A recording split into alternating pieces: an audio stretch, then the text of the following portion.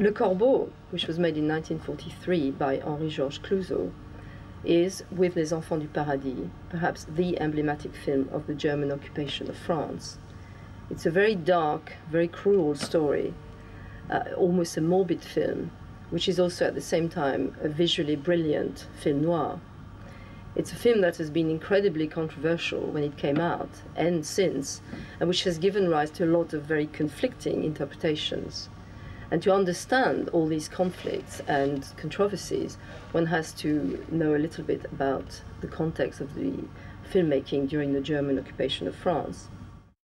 Le Corbeau is the story of a small town called Saint-Robin, which is inundated with poison pen letters which are signed by a mysterious figure called Le Corbeau. And the work of the film will be to try and understand who Le Corbeau is, while the town is being taken over with an atmosphere of fear and guilt and oppression, and also a series of crimes. All this is triggered off to some extent by the arrival of a new person in the town, a doctor called Germain, who is played by the great star Pierre Freinet, and who, in the course of the film, has a relationship with a woman called Denise, played by Ginette Leclerc, one of the great stars of the period.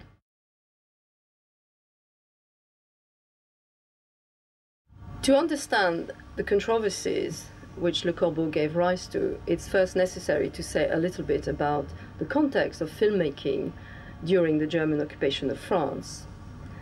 The country was occupied by the Germans and split into two zones, the occupied zone in the north and the unoccupied zone in the south. In the north, the occupied zone of France, cinema was under the control of the Germans, and in particular of a company called Continental, which became very notorious. Continental is the company for which Henri-Georges made his film Le Corbeau, and indeed it is the fact that he worked for a German, or even one might say a Nazi-run company, that would give him trouble at the liberation of France. Now, interestingly, although the country was under German occupation and although the film industry was dominated by the Germans, the interesting fact is that the French cinema of the time was not a propaganda cinema.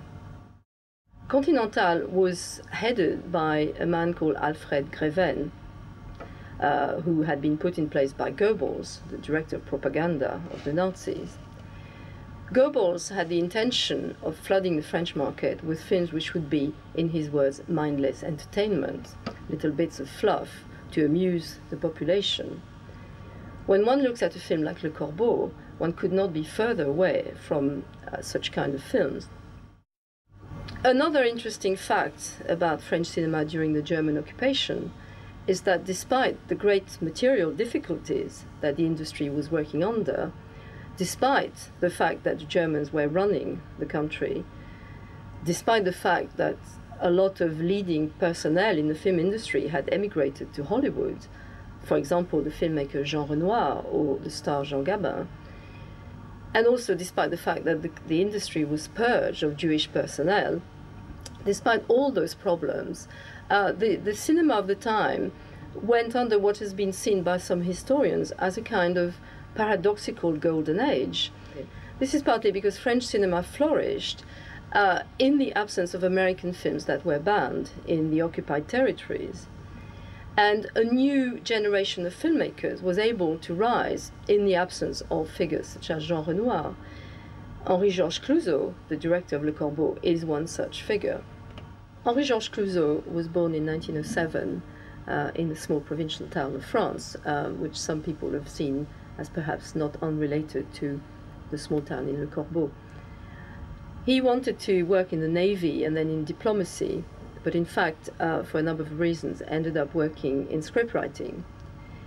In the early 1930s, he went to the Berlin studios, where a number of French versions of German films were made, and he worked on the dialogue of those French films. But it's interesting that, being in Berlin, he would also have been exposed to the dark style of German filmmaking, the expressionist films, and it's possible to see his own style later on as being influenced by those German films of the late 20s and early 30s. So he started working, writing scripts for a number of other directors in the late 30s and early 1940s, in the early years of the war. His first film as a director was a thriller called L'assassin habite au 21, The Murderer Lives at Number 21, which is in some ways a film that's very typical of some of the genres that flourished during the occupation, because although it's a thriller, it's also to some extent a comedy, and so it mixes rather dark scenes with rather lighter comic scenes. But at the same time, one can see already the beginning of his association with the genre of the thriller, which is something that he's going to pursue later on in his career. Now, when Clouzot made Le Corbeau, he was working for the Nazi-run studio Continental, partly because he knew the head of the studio, Alfred Greven, whom he'd met in Berlin in the early 30s. Greven asked Clouzot to work as head of the script department. At first, Clouzot declined, but then eventually accepted to do it. And again, this is the fact that he worked for the studio that would later lead him into trouble. Thus, he made Le Corbeau for the studio Continental under the head of Alfred Greven. And interestingly, as some historians have argued, the fact of working for Continental may have given him, like other filmmakers, more freedom than if he had worked in the unoccupied zone under the Vichy government, as the Vichy censorship was stricter than that of the Continental, paradoxically. It's for this reason, perhaps, that Clouzot was able to make a film that is so remarkably dark and cruel and pessimistic in the context of the occupation, when most filmmakers were making rather light-hearted stories.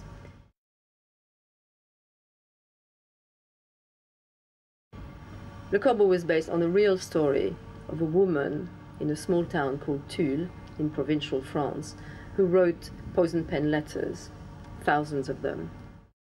In the late 1930s, the scriptwriter Louis Chavance wrote a script based on that story, and it is that script that Clouzot adapted into Le Corbeau. Now, it's interesting that in the context of the German occupation of France, when in real life thousands, and in fact historians have assessed millions of poison pen letters, anonymous letters of denunciation were sent by French people, for example, to say, my neighbor is a Jew, or my neighbor is a resistant. In that context, that a German-run studio would adapt a story about poison pen letters is fairly amazing. In fact, Alfred Greven was very reluctant to adapt this particular story, but Clouzot was interested precisely in denouncing those letters of denunciation and insisted on the film being made. In common with a lot of films set during the German occupation of France, in contemporary settings, Le Corbeau as a film is rather vague about its time and its place. We are in a small provincial town in the vague contemporary present, but there are no more precise markers. But it was easy for the audience and the critics of the time to see a direct relationship between the poison pen letters of the film and the atmosphere of cruelty and malaise that is in evidence, and the greater reality outside of the film. And indeed, it's this kind of historical interpretation that has been dominant initially in how Le Corbeau has been seen by critics and historians. It is often considered, therefore, as a symptom of life under the occupation, as a way in which the film can, in a coded way, or perhaps not so coded way, talk about a very traumatic context, that of those letters of denunciation. Alongside this historical interpretation of the film, a number of other explanations have been given and have given rise to a lot of arguments between historians. The film has been seen as an ideological critique of France under the German occupation, but also as an ideological critique of France per se. We see in the film a number of authoritative figures, of doctors, of mayors, who are all in one way or another corrupt, feeble, transgressive, in other words, who do not at all inhabit the position of authority that should be theirs. It's been seen as a film which criticizes the Vichy government from a liberal, perhaps not a left-wing, but a liberal perspective. But it's also been interestingly seen by some historians more recently as a film which offers a right-wing, even a fascist discourse on the situation of the time. In particular, one historian sees the main character, Dr. Germain, the doctor, as somebody who goes through a kind of self-abasement, who wallows in the decadence of the milieu of the film in order to find a kind of a Nietzschean will to power. And again, these conflicting interpretations are very typical of the cinema of the period. They're particularly exacerbated in Le Corbeau as a particularly ambiguous film, but they correspond to what one historian has called the cinema of paradox, as a qualification of the whole of French cinema of the period, as a cinema which needs to be covert in its meanings. I think one of the scenes that exemplifies, perhaps most interestingly, those different conflicting ideological interpretations is the scene in a schoolroom. At one point, one of the main characters, called Dr. Vorzay, decides to submit the whole town to a dictation, and in order to do so, he brings the people into the schoolroom and makes them sit like pupils and write down a dictation which is taken from the poison pen letters themselves. And so what one has here is a kind of parody of education, a parody of some of the values which indeed the Vichy government was offering at the time. But one also has, in a way, a kind of demeaning portrayal of the population of that town. And that demeaning portrayal is something which one finds in other scenes of the film. For example, there's a scene where a character, a woman, is almost lynched by a mob, by the whole town, which has become crazed because they think that she's Le Corbeau. And so in a way, and this is perhaps very typical of Clouzot in his other films later on as well, every single stratum of the population is under criticism. It's not just the bourgeois figures of authority, but also the population as a whole of the village. And it is this kind of demeaning view of the populace, one might say, that has given rise also to the notion that this might be a right-wing rather than a left-wing approach. But perhaps in the end, it's the ambivalence in those ideological views which is perhaps the hallmark of the film. Le Corbeau then lends itself very powerfully to historical readings in relation to the period of the German occupation of France. It lends itself to equally interesting and conflicting interpretations in terms of ideology. Is it a left-wing film? Is it a right-wing film? But it's also very interesting because one can look at it as a film which talks about the kind of gender upheaval that was taking place in society at large during the period. Le Corbeau is a film which portrays gender relations in very interesting ways and, in a sense, turns gender relations up on their head. We find that the male figures, the two doctors who are at the center of the film, Dr. Vorzay and also Dr. Germain, the hero, are male characters who are in some way feeble, but also corrupt, who are undermined constantly. And for example, their search for Le Corbeau is seen to be fairly useless. So in many ways, it's a film which talks about a crisis in masculinity. At the same time, the women, who at first appear as very patriarchal, almost very misogynist representation of women. We have the classic virgin-whore dichotomy in the characters of Laura on the one hand, and the character of Denise, the Ginette Leclerc character, the female star of the film, who portrays in her usual style a kind of very sassy, almost vulgar vamp figure. And so it seems that the women are following those kind of patriarchal stereotypes of women. And yet, in a subtle way, the film undermines those stereotypes and in the end portrays the women as rather stronger and more worthy characters than the men. The portrayal of gender in Le Corbeau, which is almost upside down with those rather strong and worthy women and rather feeble, corrupt men, is one which corresponds to some extent with what historians have seen as typical of gender relation in France at large, following the trauma of the war and the occupation and also the defeat of the French army by the Germans.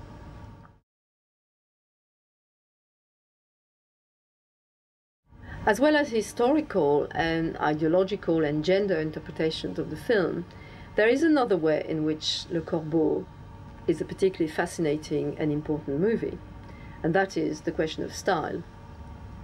Le Corbeau is what, in a way, is the most interesting example of French film noir. It's a film that visually is extremely dark and which uses all the codes of film noir which we're familiar with from German expressionist films and also especially from Hollywood film noirs of the 40s and early 50s. And it's interesting that the film displays those codes in a particularly remarkable and almost exaggerated way.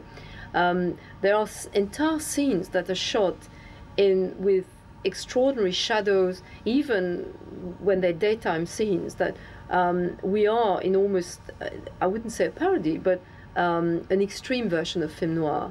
And there is one scene in the film which is particularly famous, in which the two main characters, Vorzay and Germain, have a kind of philosophical argument in a schoolroom. And while this argument is going on and they're talking about good and evil, a light bulb above the room, which is sort of plunged into darkness, swings over their heads and projects extraordinary shadows behind them on the walls and on the ceiling. So we have almost a kind of textbook illustration of film noir.